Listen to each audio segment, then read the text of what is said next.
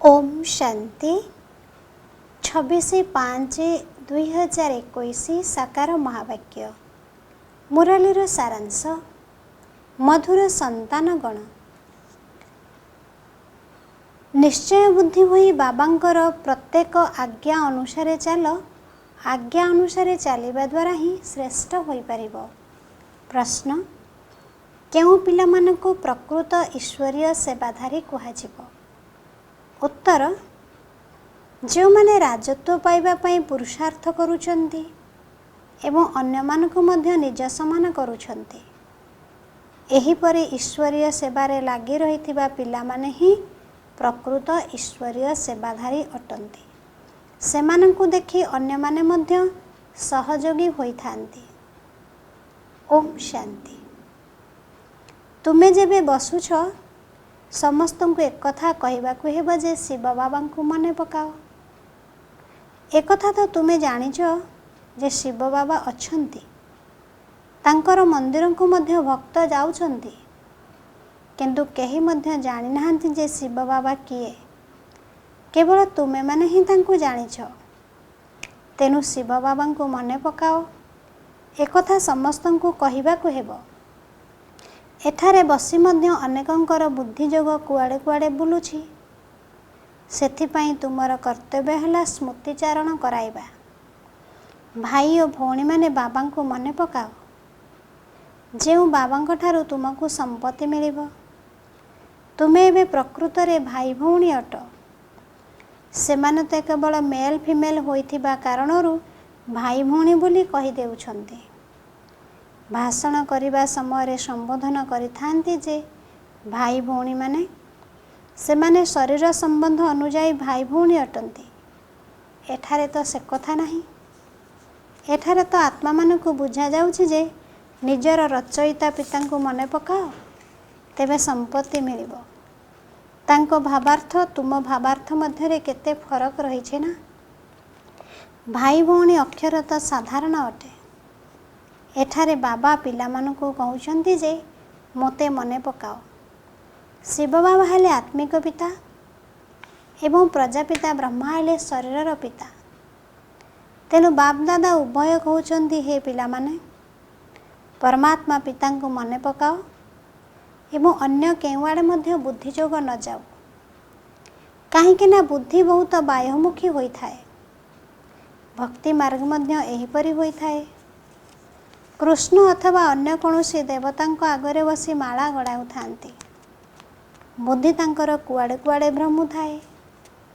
देवता माने किए? तांको ही राजत्व किपरि मिलिला, केबे मिलिला, एक कथा केही हेले जानि नाहंती।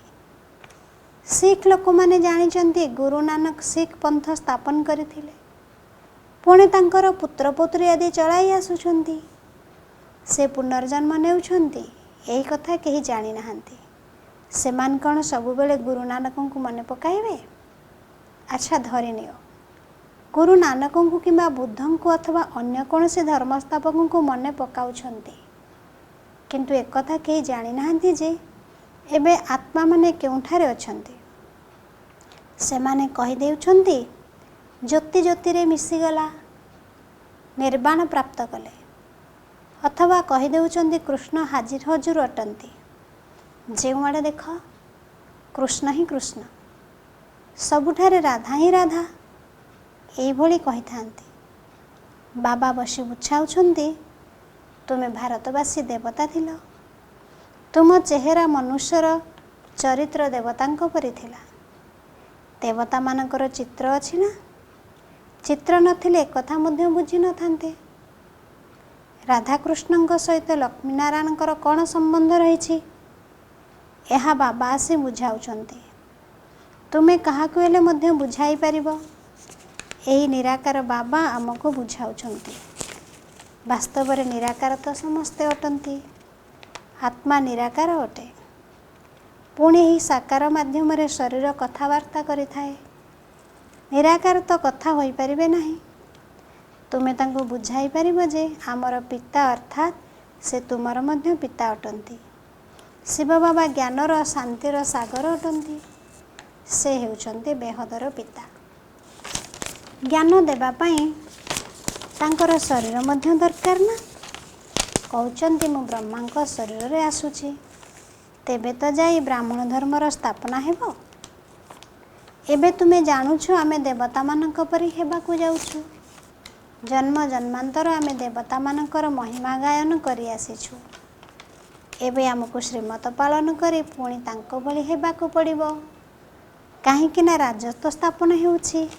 समस्ते संपूर्ण रूपे श्रीमत पालन करि परिबे नाही, क्रमानुसारे रहिबे ना। यह बहुत बड़ राजत्व अटे। राज्य रे प्रजा चाकर बाकर चंडाल आदि समस्ते रहिबे। चालीचलन अनुजाई मध्य साक्षात्कार हब जे ये चंडालर परिवार को जिबे। जणे तो चंडाल रहिबे नाही, तांकर परिवार भी रहिबो। चंडाल मानकर मध्य संघ रही थाए। समस्ते परस्पर मिशी स्ट्राइक करी काम बंद कर देई थांते। किंतु सत्य जुगरे एपरि हेबो नाही। तुमर एक चित्र मध्य रहिछि, सेथिपाई तुमे पचारुच तुमे कौन हेबाकू चाहुच? बारिस्टर हेबो ना देवता हेबो?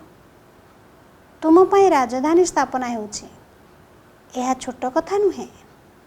बेहदर बाबा बसी बेहदर कथा बुझाउचंती। एई कथा बुद्धि रे रहिबा उचित। आमे भविष्यत पाई पुरुषार्थ करी उच्च पद पाइबो।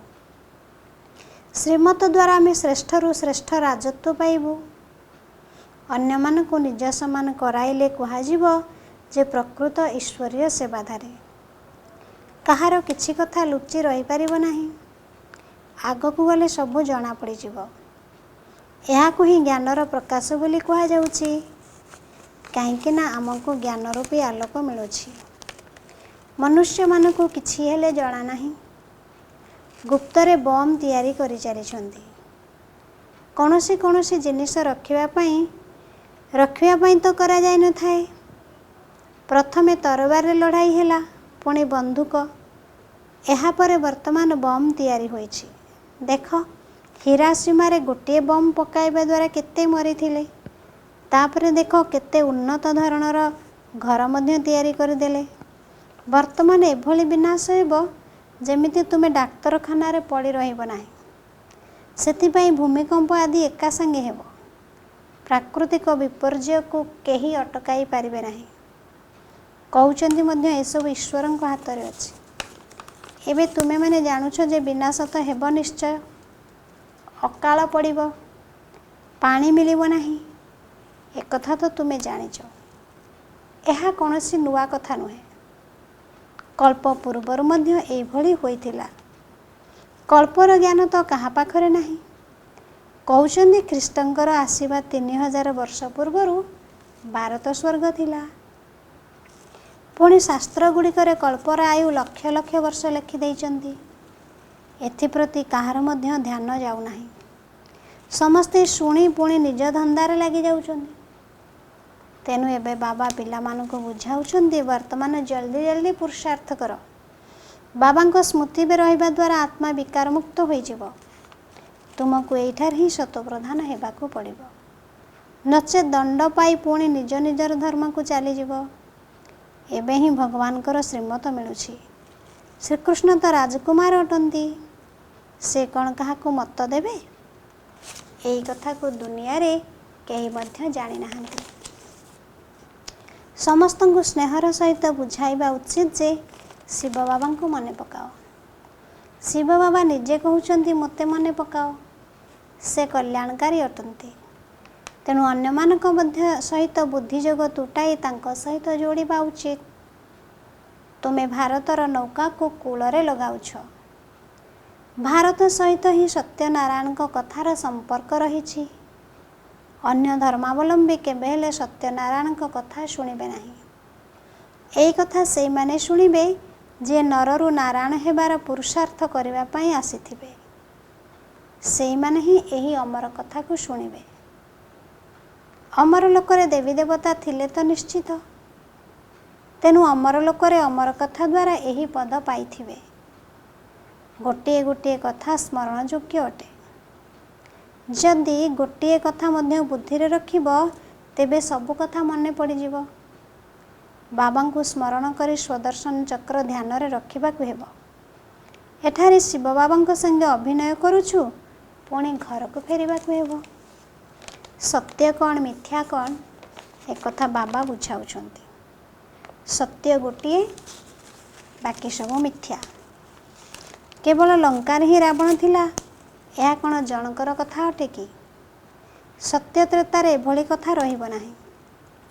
ବର୍ତ୍ତମାନ ସାରା ଦୁନିଆ ଲଙ୍କା ଅଟେ, ଏହା ହିଁ ରାବଣ ରାଜ୍ୟ। ସବୁ ଆତ୍ମାରୂପୀ ସୀତାମାନେ ଏକମାତ୍ର ରାମଙ୍କୁ ମନେ ପକାଉଛନ୍ତି, ଅଥବା ସବୁ ଭକ୍ତିନୀ ପ୍ରିୟତମାମାନେ ଏକ ପରମାତ୍ମାଙ୍କୁ ମନେ ପକାଉଛନ୍ତି। କାହିଁକି ନା ଏହା ରାବଣ ରାଜ୍ୟ ଅଟେ। ସନ୍ନ୍ୟାସୀମାନେ ଏହି କଥାକୁ ବୁଝାଇ ପାରିବେ ନାହିଁ।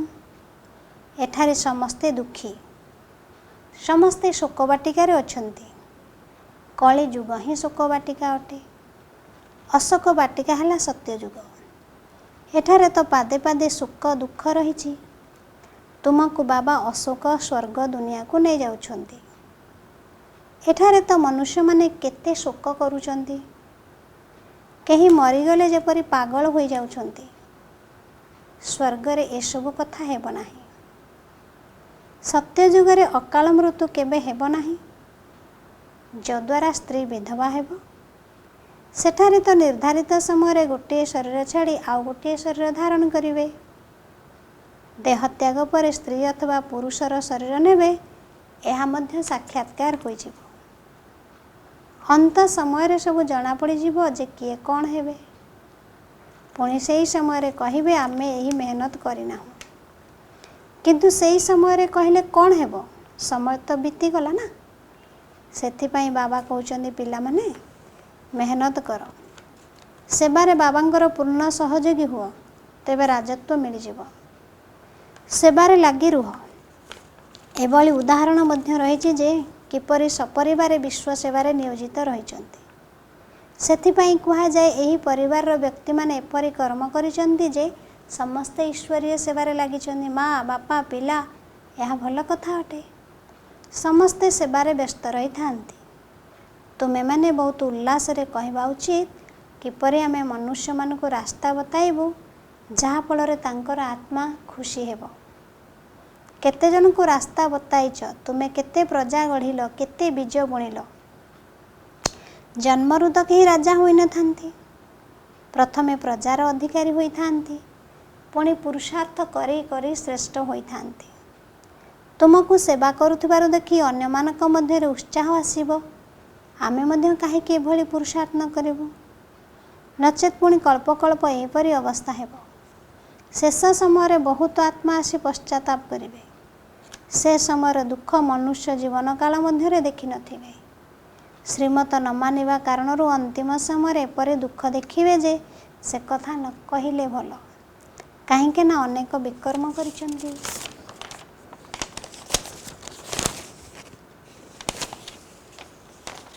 ଦେବତା ଧର୍ମ ସବୁଠାରୁ ପବିତ୍ର ଧର୍ମ। ଦେବତା ଧର୍ମ ପରି ଆଉ କୌଣସି ଧର୍ମ ଶ୍ରେଷ୍ଠ ହୋଇପାରିବ ନାହିଁ। ତୁମେ ଅଧାକଳ୍ପ ପବିତ୍ର ରହୁଛ। ସ୍ୱର୍ଗ ଏବଂ ନର୍କର ଗାୟନ ରହିଛି ନା। ସ୍ୱର୍ଗ କାହାକୁ କୁହାଯାଏ, ଏକଥା ମଧ୍ୟ କେହି ଜାଣିନାହାନ୍ତି। ବାବା ଭାରତକୁ ଆସି ପିଲାମାନଙ୍କୁ ଜାଗ୍ରତ କରାଉଛନ୍ତି। ଏହା 5000 ବର୍ଷର କଥା। ଯେଉଁମାନେ ସ୍ୱର୍ଗବାସୀ ଥିଲେ ସେଇମାନେ ଏବେ ନର୍କବାସୀ ହୋଇଛନ୍ତି। ପୁଣି ବାବା ଆସି ପବିତ୍ର ସ୍ୱର୍ଗବାସୀ କରାଉଛନ୍ତି। ଜଣେ ପ୍ରିୟତମ ଆସି ସବୁ ପ୍ରିୟତମାମାନଙ୍କୁ ନିଜର ଅଶୋକ ବାଟିକାକୁ ନେଇଯାଉଛନ୍ତି। ତେଣୁ ପ୍ରଥମେ ସମସ୍ତଙ୍କୁ ଏହି କଥା କୁହ ଯେ ବାବାଙ୍କୁ ମନେ ପକାଅ। ନଚେତ୍ ଏଠାରେ ବସି ବୁଦ୍ଧି ଇଆଡ଼େ ସିଆଡ଼େ ଚାଲିଯାଉଛି। ଭକ୍ତି ମାର୍ଗରେ ମଧ୍ୟ ଏହିପରି ଅବସ୍ଥା ହୋଇଥାଏ। ବାବା ତ ଅନୁଭବୀ ଅଟନ୍ତି ନା। ରତ୍ନ ବ୍ୟାପାର ସବୁଠାରୁ ଭଲ ଧନ୍ଦା। ସେଥିରେ ଅସଲି ନକଲି ବହୁତ ମୁସ୍କିଲରେ ଚିହ୍ନି ହୁଏ। ଏଠାରେ ମଧ୍ୟ ସତ୍ୟ ଲୁଚି ଯାଇଛି, ସବୁଠାରେ ମିଛ ହିଁ ମିଛ ଚାଲିଛି। ଏହା ମଧ୍ୟ ଡ୍ରାମାରେ ନିର୍ଦ୍ଧାରିତ ହୋଇ ରହିଛି। ତୁମେ ଜାଣିଛ ଯେ ଆମେ ସମସ୍ତେ ଡ୍ରାମାର ଅଭିନେତା ଅଟୁ।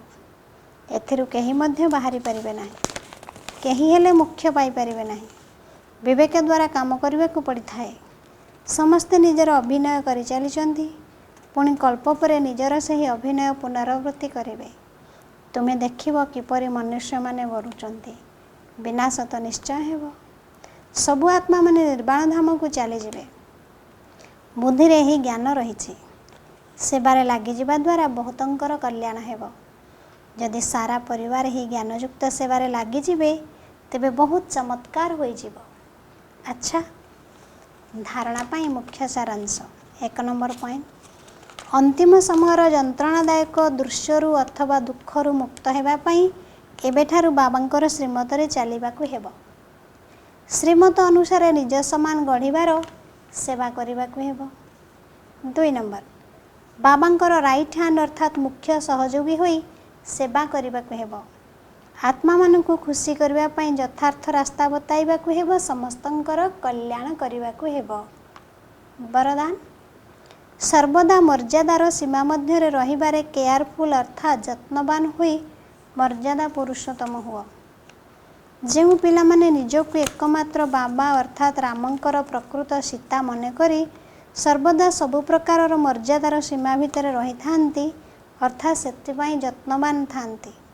से माने केयरफुल रहुतिबा कारणरू चीयरफुल अर्थात हर्षित स्थिति आपे आपे रही थांती। तेणु सकाळु उठिबा ठारू रात्रि पर्यंत जो सबु मर्यादा गुड़िक रही तार स्पष्ट ज्ञान को बुद्धि रे रखी निजको प्रकृत सीता मन करी मर्यादार सीमारेखा भितर रुह, तेबे कुहाजिबो मर्यादा पुरुषोत्तम। स्लोगान, सेवारे अति को जाओ नहीं। सेवा एवं स्वपुरुषार्थर संतुलन रख। ओम शांति।